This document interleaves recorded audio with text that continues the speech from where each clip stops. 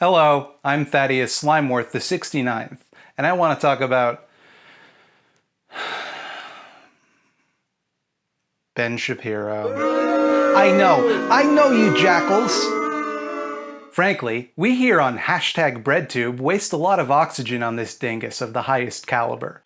We spend a lot of time chasing our tails because a baloney man can just say the wackest, most obviously inflammatory nonsense, and we have to keep correcting it. Look, I got some real radical shit coming up next month, so stay with me. But for now, Bingo Shapiro recently stumbled dick backwards into the discourse surrounding singular they-them pronouns, having a definition added to them in the dictionary that covered their use as non- or ambiguously gendered pronouns for non-binary people. And this seems like a good moment to bring this up. I myself am a non-binary person, but I personally don't use they-them pronouns. I prefer, personally, pretty much anything else. People ask me a lot because they want to be considerate. Do you know who never wants to be considerate? Bong Shapiroid. He went off on some straight-up garbage on the subject. Let's observe him getting very, very mad about it. With woke scolds doing their best to ruin every aspect of American life, I'm very excited that Merriam-Webster Dictionary has now added the non-binary pronoun they to the dictionary. Because when I look at a book for definitions of words, what I want is a made-up definition of a word that has never been used this way in all of human history, a plural noun used as a singular noun to refer to a singular gender. We're going to use a plural noun, and Merriam-Webster is going to go along with this, which just demonstrates once and for all that logic has gone out the window. For many Americans, the use of they as a singular pronoun can be ungrammatical and confusing. That would not be for many Americans. That would be for all Americans, unless you're talking about the small group of SJWs who decide we have to redefine all of language in order to meet politically correct demands. It is insane. And then you wonder why people, like, the same people who demand truth, absolute truth. We're the media and we want the truth. Also, they is a singular pronoun. Not what? Now? Okay, look, I hope I don't have to point this out to you, but Ben is very clearly wrong when he says the word they has never been used to refer to a singular person in all of human history. Straight up, just 100% dead-ass wrong on this one. It's really not worth examining why, for reasons I'll get into later, but I'm going to examine why anyway to get it out of the way so that nobody can accuse me of dodging the question. I happened to study English literature in university before I dropped out. And one thing my professor stressed to me was that if you wanted to truly understand English literature, there were two things you needed to read: the works of Shakespeare and the Bible. Now, old Shaky used a couple singular theys and or thems. In Hamlet, Act 3, Scene 3, Polonius says, "'Tis meet that some more audience than a mother, since nature makes them partial, should hear this speech." In this quotation, the word them is used to refer to the singular antecedent, a mother. Hamlet, by the way, is often considered one of the greatest works of literature ever produced, even though Hamlet is a big nerd who can't even kill Claudius for, like, forever. It takes, like, the whole fucking play for him to do it. In Act 4, Scene 3 of A Comedy of Errors, Antipholus of Syracuse says, "There's not a man I meet but doth salute me, as if I were their well-acquainted friend." They both talk like that. All of Shakespeare's characters talk like that.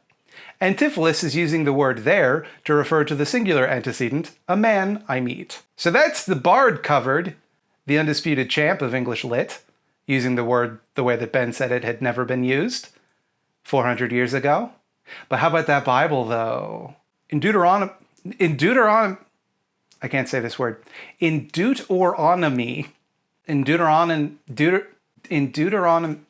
I know how this word is pronounced, I just can't say it. In Deuteronomy 17:5 of the King James Bible, "Then shalt thou bring forth that man or that woman which have committed that wicked thing unto thy gates, even that man or that woman, and shalt stone them with stones until they die." And you know it's the Bible because they're talking about doing some old-timey torture stuff. Now you can't get much clearer than that, my dude. It's in the fucking Bible. The word they is used specifically because in the passage it's unclear whether the subject is a man or a woman. So the words they and them are used as a singular pronoun instead of he or she. For the record, you can also find it in the friggin' Canterbury Tales, written in Middle English, which means the use of they/them as a singular pronoun predates the modern English language. We've been using it since before we were speaking English. Or what we now call English. It's complicated. And also it wasn't really used the same way. Almost all of the information I just gave you is available on the Wikipedia page for singular they. It would have taken Ben literally 10 seconds to Google his basic premises that he stated with absolute universal certainty and find out that he was 100% factually, indisputably wrong. But your first clue probably should have been this. A plural noun used as a singular noun to refer to a singular gender. We're going to use a plural noun. So here we have a man attempting to assert his knowledge of words and grammar above the literal fucking dictionary, and he thinks that the word they is a noun. It's a pronoun, dingus. Most of the kids I knew in grade school understood this distinction, or else they wouldn't have been able to play Mad Libs. Friend of the channel and permanent prisoner of the eyeball zone, Curio, recently made a video discussing the aesthetic of intellectualism, arguing that ding-dongs like Shapiro are just trying to give the impression of being smart and aren't really concerned with being right, per se. It's more important that they are seen as being right. And it's tempting to say that this is just another example of that. Ben tries to look confident and secure in his position despite the fact that he doesn't understand the elementary school aspects of what he's talking about. And he's not done even one iota of research on the subject. And that confidence allows his viewers to assume that he knows what he's talking about. And his words can be taken as fact. Don't look into it. Don't even do a quick Google search. But in this case, I think there's actually a little more to it. In this case, I think it's actually important to Ben that you know he is wrong. I believe that he is sending a message by being purposefully and obviously wrong. I believe it to be a flex. Now let's be crystal clear about one thing. Mr. Shapiro does not give one single solitary shit about prescriptivist grammar. That much should be obvious by the way he uses neologisms like woke scold and SJW in his own argument, shortly after complaining about made-up definitions. All definitions are made up, and you're using words that were made up like 10 minutes ago.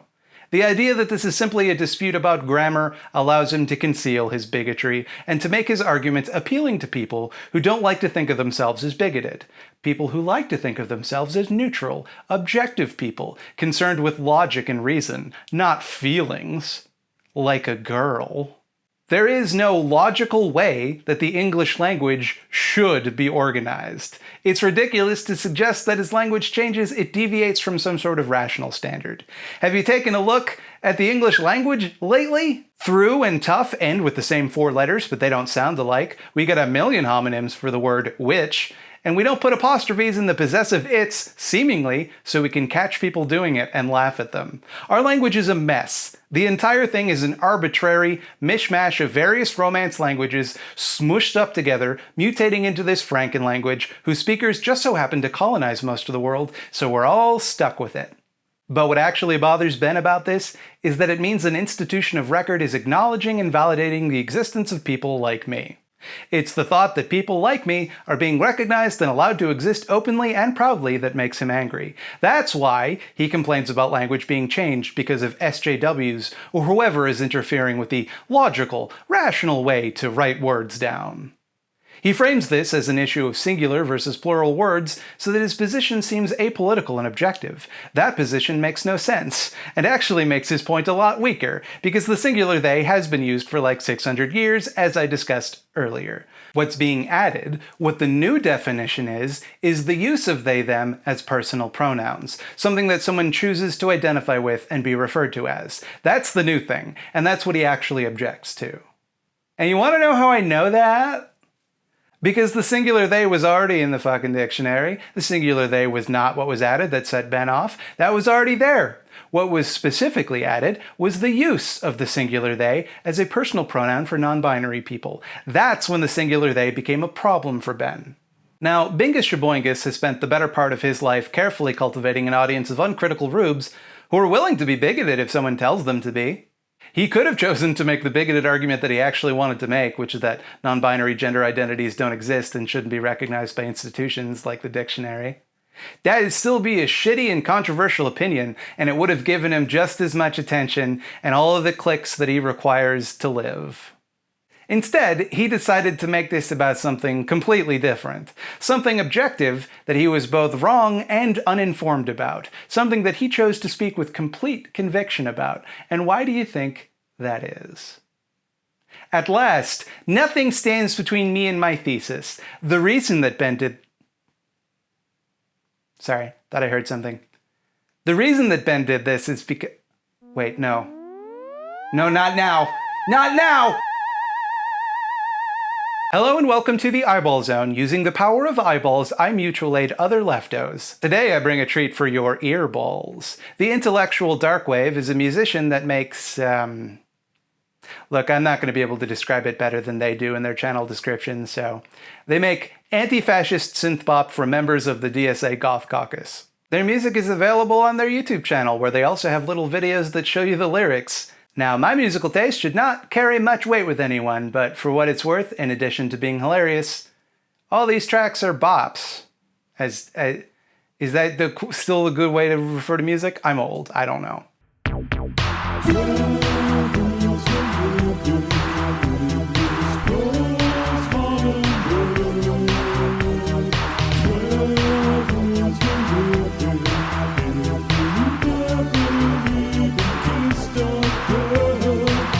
Criminally, this channel only has 17 subscribers. What the actual fuck? Do you have a project that you need eyeballs stuffed into? Send me exactly one email at thoughtslameditor@gmail.com with the word eyeballs somewhere in the subject. Please include your pronouns and maybe you will find yourself trapped here in the eyeball zone. It's time once more for us to retreat into the eyeball dimension. Only when the planets align again will the eyeball zone be accessible to you. President Dumpus Trumpus eats his steaks well done like a toddler does. That became a minor talking point a couple of years ago, and a bunch of the people whose brain have been infested with his larva started eating their steaks like that too, in solidarity.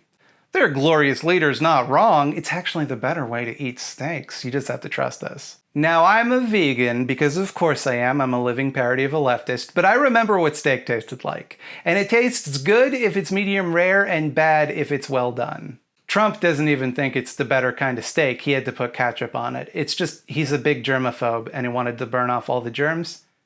That's also why he eats so much fast food. It's because he thinks fast food restaurants are cleaner than regular restaurants. But you couldn't tell that to the burnt steak crew. Suddenly the effete libs were bossing everybody around and making them eat steaks with flavor. Well, let me tell you about a guy that I know that likes well-done steaks. And he's not an idiot. He's a really smart guy. Me.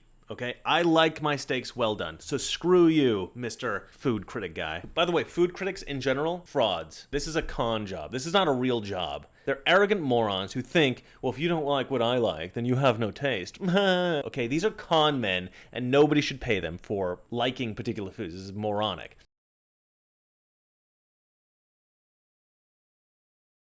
These loony lefties are making a big deal about this whole steak thing. It's certainly not just a silly joke to them.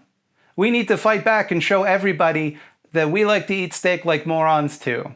We're with you, Mr. President. We like to chew each bite for over 10 minutes. It's the ideal steak experience.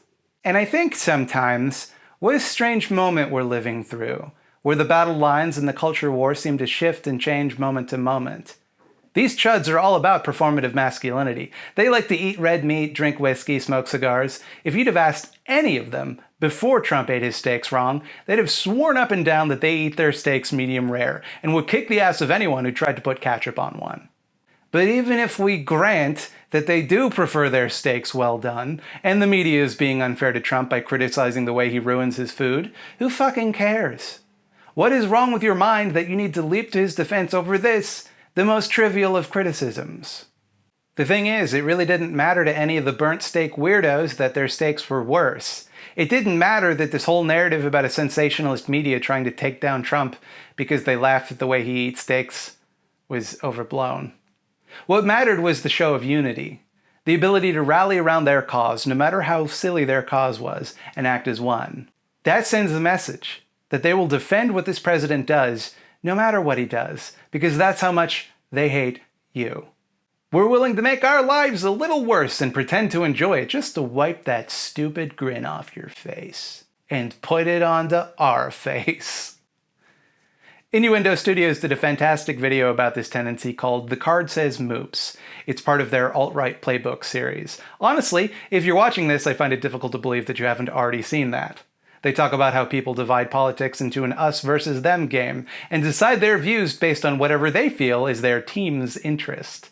It's how right-wingers with fundamentally different worldviews seem to have an easier time working with one another than lefties with the exact same worldview. Is this a big change in color grading? I hope not, but I had to reshoot this part because my microphone fucked up and I didn't notice until I was editing. If there is no color grade change, I'm an editing genius. In this case, though, I think there's a little more to what Ben is saying. I genuinely don't think he's trying to convince the audience that the singular they is a new thing. I think he's leveraging this tendency among right-wingers to flock to whatever cause to send a message. Ben sees this new definition added to the dictionary for the word they, specifically referencing non-binary people, and that makes him mad. Look at this supposedly objective institution validating these mentally ill degenerates.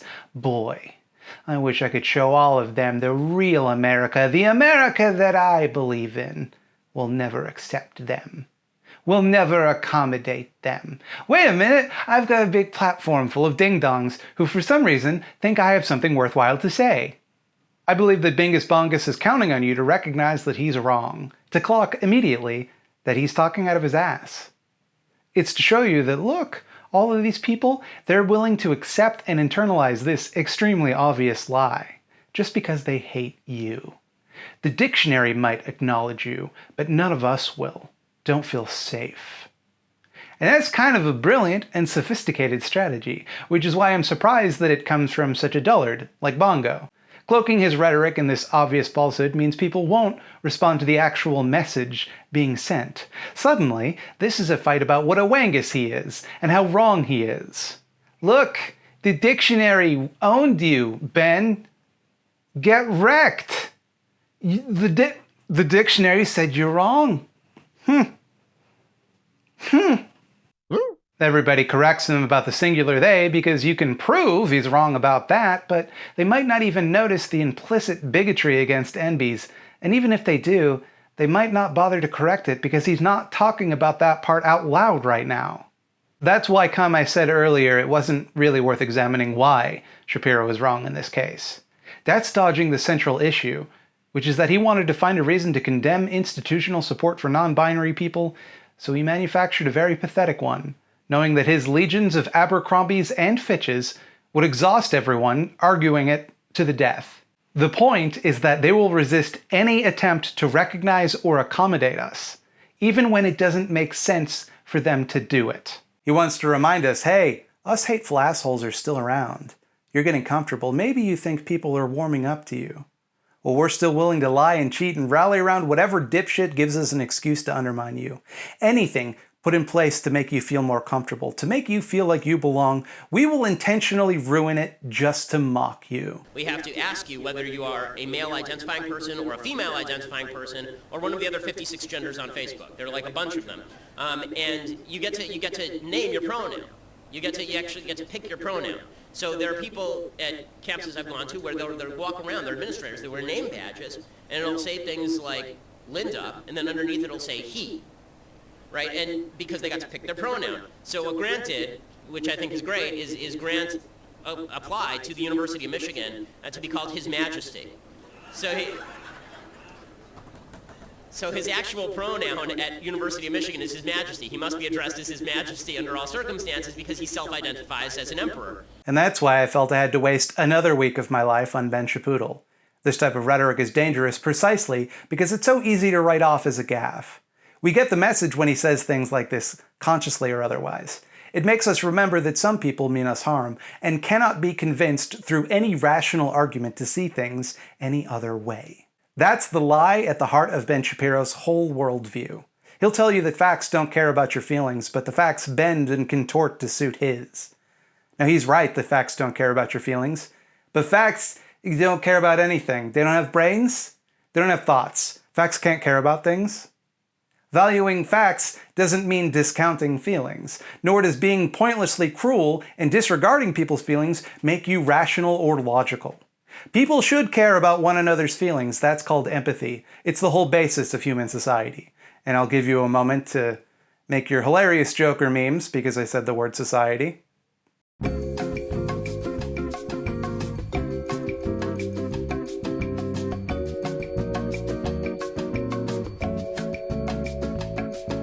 Out of your system? Good. People's feelings also can be facts. It's a fact, it's a matter of record, that I hate Ben Shapiro's fucking guts. Most people, I think, would generally agree that it's better to ease people's suffering when you can, and extremely negative emotions are a form of suffering. How do we understand that suffering without data? We have to rely on people telling us what their feelings are. There's no other way to collect that data on how people are feeling without relying on self-reporting. Shapiro and other dinglings need to ignore that kind of data to pretend the facts are on their side. They have to reduce masculinity or I can't pronounce this word, womanhood, to something you can measure. But there's no reason any of it has to be that way beyond the fact that the alternative makes them uncomfortable. Ignoring the feelings of people involved is just as much an emotional choice as acknowledging them. They aren't discounting feelings, they're just prioritizing their feelings over the reality that masculinity and the other one are made up. Things which apply to whoever we say they apply to. Things that shift across cultures and across time. Things that are by no means scientific or natural. Things that are wholly arbitrary distinctions, and even on a strictly biological level, do not map one-to-one to what people like Shapiro wish they did. The words he or she do not appear in nature, because no word does. We decided that they meant something, and now we've decided that they mean something else. And honestly, Ben, fuck your feelings. The distress caused to you by having to remember one extra detail about someone you meet is nothing, compared to the distress people feel about not having their gender identity recognized. Perhaps, Ben, when cis people start killing themselves en masse because of the distress caused by remembering someone else's pronouns, we can revisit that discussion. Until then, you can just live with the fact that we're not going to prioritize your feelings over everyone else's. The facts don't care about either, but your feelings are dangerous and ours are emancipatory. We won't be silenced, we won't be forced back into the closet, and we won't go away. It's too late. We're not scared of you anymore. And as long as we make ourselves known, as long as we just exist publicly, they'll lose that fight. Granted, that's not always an easy thing to do, but slowly and surely, trying to stop us from doing it is getting harder too. That's why they had to sneak their message past everybody. That's why they have to pretend like they're just discussing grammar. Because if they said it out loud, if they said, "Why are you doing your jobs objectively?" when you know perfectly well it will bring comfort to these degenerates, everybody would be uncomfortable with that. We don't have that problem. I can stand right here in the courage of my convictions and tell you that non-binary people are here, we've always been here, and we ain't gonna leave. I don't need dog whistles or distractions to do it either. And you can rage and whine about it, you can make some of our lives miserable, but the dictionary knows which way the wind is blowing. Die mad, losers. Hey, it's me, Thought Slime. Whew, yep, that was another video about Ben Shapiro. Sorry about that. Listen, do me a favor and press the like and subscribe buttons here on youtube.com. That would help me, because it's good for the video. Also, look at all these names in cartoons. Those are all from patreon.com/thoughtslime, where you could go if you wanted to give me money. It's a thing you can do, but you're under no obligation to do it. It's strictly if you want to. Hey, also, did you know that I stream on twitch.tv/thoughtslime every Thursday at 8 p.m. Eastern Standard Time? We're entering Spookvember, or Spooktober, or whatever I called it. Something dumb like that. Anyway, it's all spooky games that I'm going to be terrified of, because I'm really not great with spooky games. But you know what I am good with is horror movies. And if you like horror movies, you can follow my brand new YouTube channel, Scaredy Cats. And we're going to be releasing the first Scaredy Cats video on Tuesday, October 1st. The link is in the description. It's youtube.com/scaredycatstv. Scaredy Cats was taken. That's my a million calls to action for this video. So that's all you got to do if you want to do everything you can for me.